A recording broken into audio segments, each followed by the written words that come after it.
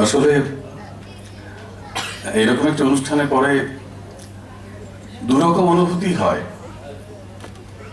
কিছু বলতে ইচ্ছে করে, আবার কিছু ভাষা হারিয়ে যায়। আমি আজকে অনুষ্ঠানের প্রথমেই ছিলাম, প্রথম থেকেই মোটামুটি খুব পরিমিত, খুব পরিশীলিত কিছু পরিবেশন দেখলাম। রাখি বৌদির সম্পর্কে আমার তো নতুন করে কিছু জানার নেই। আমি যখন প্রথম বহরমপুরে সেই কাজ শুরু করি 2000 সাল থেকে, সেদিন থেকে প্রায় 23-24 বছর ধরে রাখি বৌদির সঙ্গে তার কাজ দেখেছি, তার সঙ্গে একাধিক কাজ করেছি, একাধিকবার একাধিক জায়গায়। রাখি বৌদির ডেডিকেশন, মানে একজন গৃহবধূ, সব দিক সামলে তিনি নাটকটিও করেন, কখনো কখনো গানটিও করেন, আবৃত্তি নিয়ে দীর্ঘদিন চর্চা করছেন, খুব পড়াশুনো করে। আজকে আমি ফেসবুকে একটা লেখা শেয়ার করেছি যে মানে আমাদের তো সকলেরই প্রায় কম বেশি অভিজ্ঞতা আছে যে কিছুদিন শিখেই একটা টোল খুলে ফেলি সেই বিষয় নিয়ে। রাখি বৌদি কিন্তু সেটা করেননি। আমরা ভাবছিলাম যে রাখি বৌদি কেন প্রশিক্ষণের দায়িত্বে আসছেন না। দীর্ঘদিন তিনি চর্চা করেছেন। খুব সম্প্রতি কয়েক বছর হলো তিনি কত কথার পথ চলা শুরু।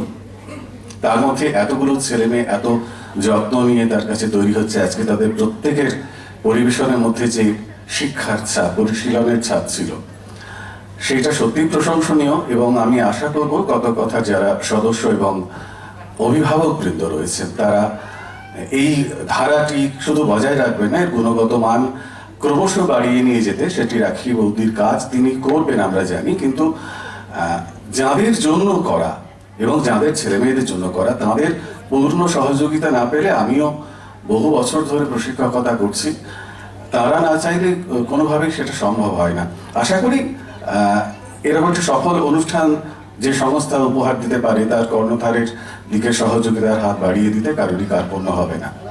আরেকটি দুটি বিষয় আমি বলি যে আমার ব্যক্তিগত মত যে নাচ, গান ইত্যাদি এগুলো শিল্পকলা, কিন্তু এগুলোকে আমি মূলত ব্যক্তিগতভাবে মনে করি এন্টারটেইনিং আর্ট।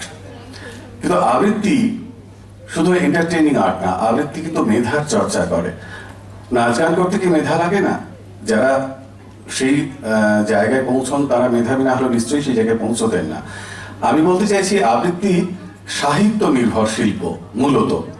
ফলে শিক্ষার সঙ্গে, সাহিত্যের সঙ্গে এর সরাসরি যোগাযোগ থাকার ফলে একটি সুন্দর রুচিবোধ এবং পড়াশোনার গভীরতা, জ্ঞানের গভীরতা, জীবন দর্শনের গভীরতা অনেক বেশি বৃদ্ধি পায়। আবৃত্তির উপকারিতাটা এই দিকেই। আরেকটি বিষয় বলে আমি কথা শেষ করবো, আমাদের অভিজ্ঞতা শেয়ার করব। অধিকাংশ অনুষ্ঠানে আমরা দেখে থাকি, আমরা প্রত্যেকে এটা নিয়ে প্রত্যেকটা অনুষ্ঠানে আলোচনা করি। আশা করব আপনারা কত কত কথার ছেলেমেয়েরা এবং অভিভাবকরা এই ভুলটি করবেন না যে আমার অনুষ্ঠান হয়ে গেল বা আমার সন্তানের অনুষ্ঠানটি হয়ে গেল, আমি তার হাত ধরে বাইরে বেরিয়ে গেলাম।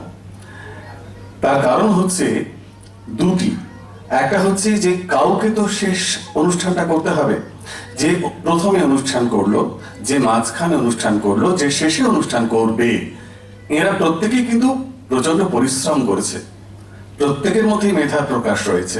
এবার কাউকে না কাউকে তো শেষের অনুষ্ঠান করতে হবে। সেখানে উঠে সে যদি দেখে 5-6 জন শ্রোতা বসে আছে, তার এতদিনের পরিশ্রম, এতদিনের সাধনা, সেটা কি পুরস্কৃত হবে?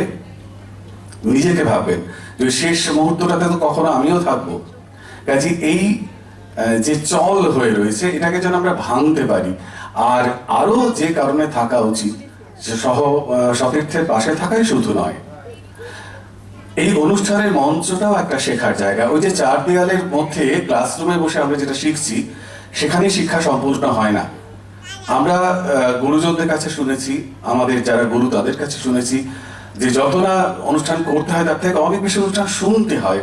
ভালো ভালো শিল্পীদের অনুষ্ঠান, এমনকি আমার গুরু অভিজিতা বলে যে খারাপ শিল্পীদের অনুষ্ঠানও শুনবি, কারণ ভালো খারাপের পার্থক্যটা তখনই তৈরি হবে যখন ততটা তৈরি নয়, ততটা গুণগত মান নেই, তাদের অনুষ্ঠান শুনছি, তাদের ভুলগুলো দেখছি, আমরা সতর্ক হচ্ছি যে খারাপ মানে কি হতে পারে, আমাদের যেন এই খারাপটা না হয়। আর প্রত্যেকটা অনুষ্ঠান থেকে, প্রত্যেকের অনুষ্ঠান, আমি শুধু নিজের সংস্থার অনুষ্ঠান বলছি না, তরুণ সরকার অনুষ্ঠানগুলো আমার মনে হয় সেখানেও কত কথার শ্রুতি সন্ধ্যের ছেলে মেয়েদের আসা উচিত।